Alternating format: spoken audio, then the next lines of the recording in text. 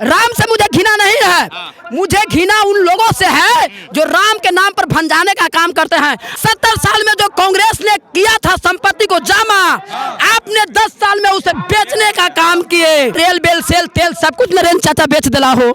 मोदी जी के खेल देखा, मोदी जी के खेल, रेल बेल सेल तेल सब बिका गेल। अरे हक मांगे मजदूर किसान छात्र नौजवान तो सबके मिले जेल। देखा मोदी जी के खेल, देखा मोदी जी के खेल। मोदी में दम है, नीतीश कुमार में दम है, तो उन जमीनों को जो सामंतों ने कब्जा कर रखा है उनसे तनी छीन कर को दे दिखावे। हम जब सत्ता में आएंगे तो नौजवानों को 2 करोड़ रोजगार देंगे।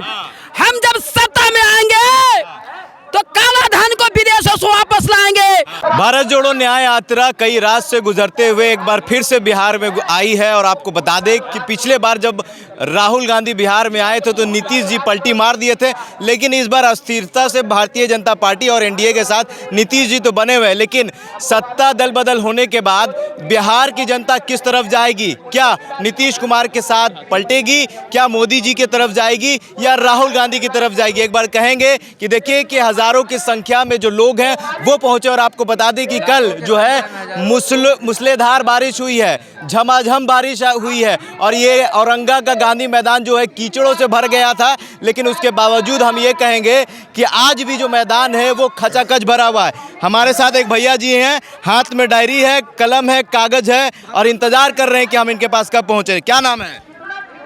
सबसे पहले मेरा नाम तो है वीरेंद्र कुमार विद्रोही और मेरा काम भी है विद्रोह करने वाला। किसका? भाजपा का, आरएसएस का, मोदी का। काहे भैया? अरे भैया क्या कही हो, 2014 के पहले जब लोकसभा चुनाव ना हो रहे तो भैया बड़ी वादा कैले रहलन। हम जब सत्ता में आएंगे तो नौजवानों को 2 करोड़ रोजगार देंगे। हम जब सत्ता में आएंगे तो काला धन को विदेशों से वापस लाएंगे और हर गरीब के खाते में 15 लाख भेजवाएंगे। हम जब सत्ता में आएंगे तो 100 स्मार्ट सिटी बनाएंगे। हम जब सत्ता में आएंगे तो स्वच्छ गंगा बनाएंगे। हम जब सत्ता में आएंगे तो किसानों को लागत का 2 गुना दूंगा।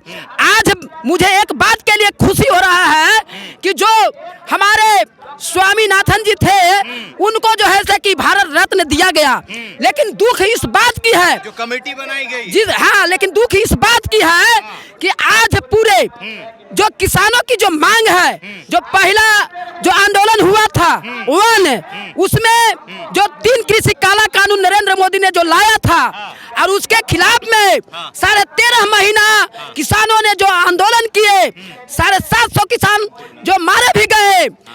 और फिर जो सरकार ने, नरेंद्र मोदी ने जो आश्वासन दिया था किसानों को कि मैं जो एमएसपी को जो मिनिमम सपोर्ट प्राइस है उसको कानूनी दर्जा में लाएंगे, उन पर कानून बनाएंगे या और जितने भी वादे थे सारे के सारे वादा जब नरेंद्र मोदी का फेल हो गया तो किसान पार्ट 2 फिर से जो है कि बातचीत चल रही है। अरे भैया बातचीत से क्या होगा? हम तो कहते हैं बातचीत से क्या होगा, बातचीत से क्या होगा?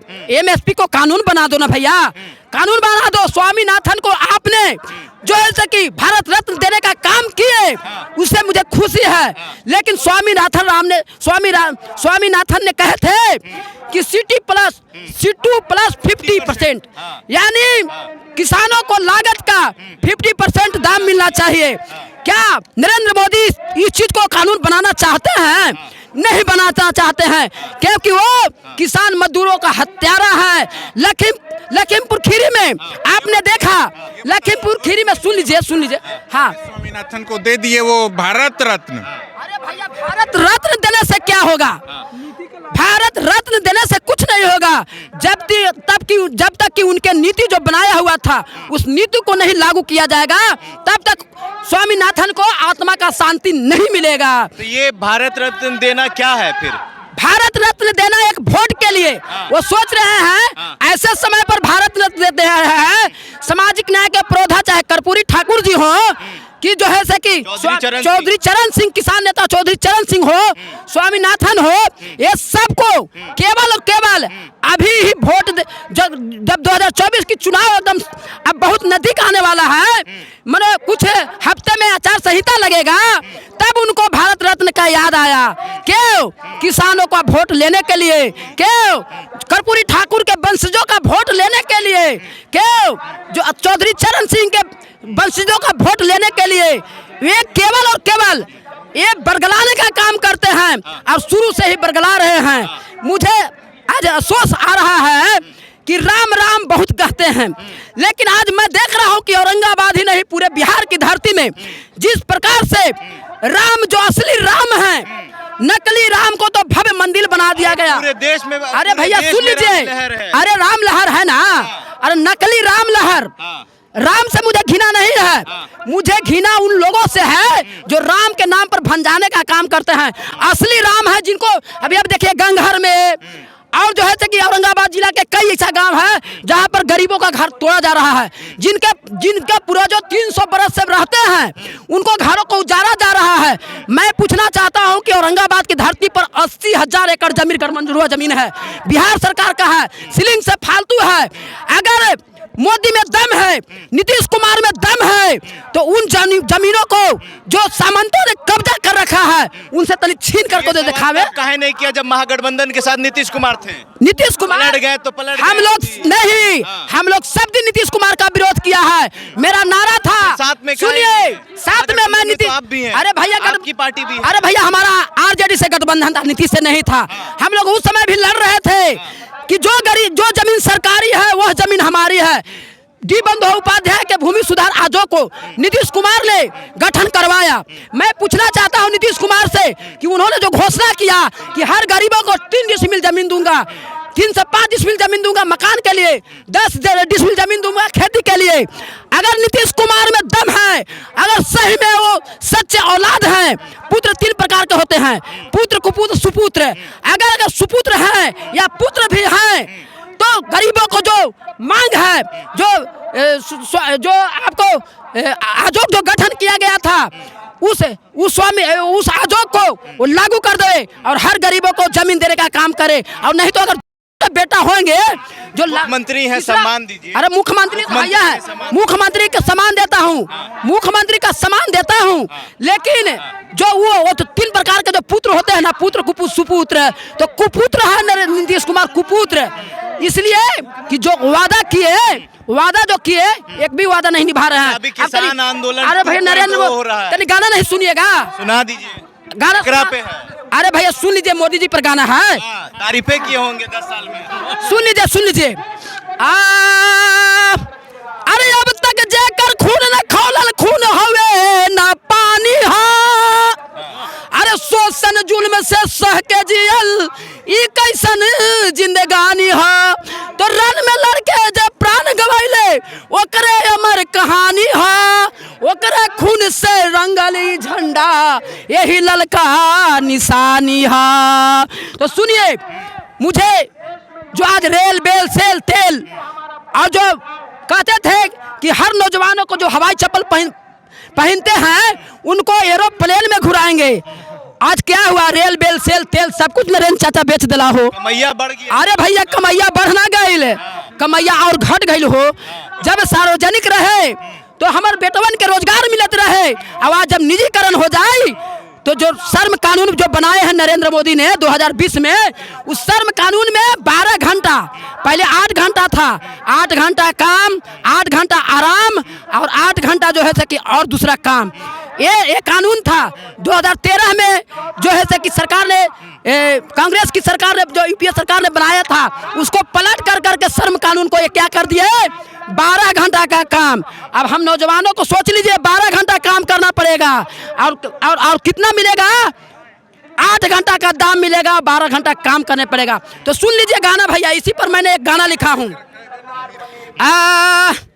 अरे देखा मोदी जी के खेल, देखा मोदी जी के खेल, रेल बेल सेल तेल सब बिका गेल। अरे बचल कुचल और कुछ हो जाई है सेल, बचल कुचल और कुछ हो जाई है सेल, तब न मिली है मोदी मोदी जी के जेल देखा मोदी जी के खेल, देखा मोदी जी के खेल, रेल बेल तेल सेल सब बिक गेल। और आगे सुन लीजिए, बहुत हाके कहता था 70 साल में कांग्रेस ने क्या किया। मैं मोदी जी को बता देना चाहता हूं कि 70 साल में जो कांग्रेस ने किया था संपत्ति को जमा, आपने 10 साल में उसे बेचने का काम किए। तो मैं बता देना चाहता हूं अपने गाना के माध्यम से, सुन लीजिए, अरे भैया सुन लीजिए, अरे सुन लीजिए भैया, अरे गाना सुन ला गाना, अरे 70 यहाँ पर भी आएंगे। अरे 70 साल में जमा किया कांग्रेस पूंजी ढेर, 70 साल में जमा किया कांग्रेस ने पूंजी ढेर, और 10 साल में मोदी, और 10 साल में मोदी सब कर दिए सेल, देखा मोदी जी के खेल, देखा मोदी जी के खेल, रेल बेल तेल एरोप्लेन बिक गेल, रेल बेल सेल एरोप्लेन बिक गेल। और आगे और देख लीजिए, गाना के माध्यम से सुन लीजिए, देशवा और गरीब भइल कैले मोदी पूरा खेल, देशवा और गरीब भइल कैले मोदी पूरा खेल। अरे हक मांगे मजदूर किसान छात्र नौजवान तो सबके मिले जेल, देखा मोदी जी के खेल, देखा मोदी जी के खेल, रेल बेल तेल BSNL बिक गेल, रेल बेल तेल BSNL बिक गेल। अंबानी अंडानी से गले मिलैले, वही अंबानी अंडानी भैया जेकर 2014 के पहले 5.10 अरब डॉलर रुपया का संपत्ति था, और जब ही 2014 में प्रधानमंत्री नरेंद्र मोदी बने तो उनकी आज संपत्ति 27 गुना बढ़ गया, यानी 7.09 अरब डॉलर रुपया हो गया, यानी 187 अरब डॉलर रुपया का मालिक अंडानी बन गया। सुन लीजिए, हमरो सवाल सुन लीजिए।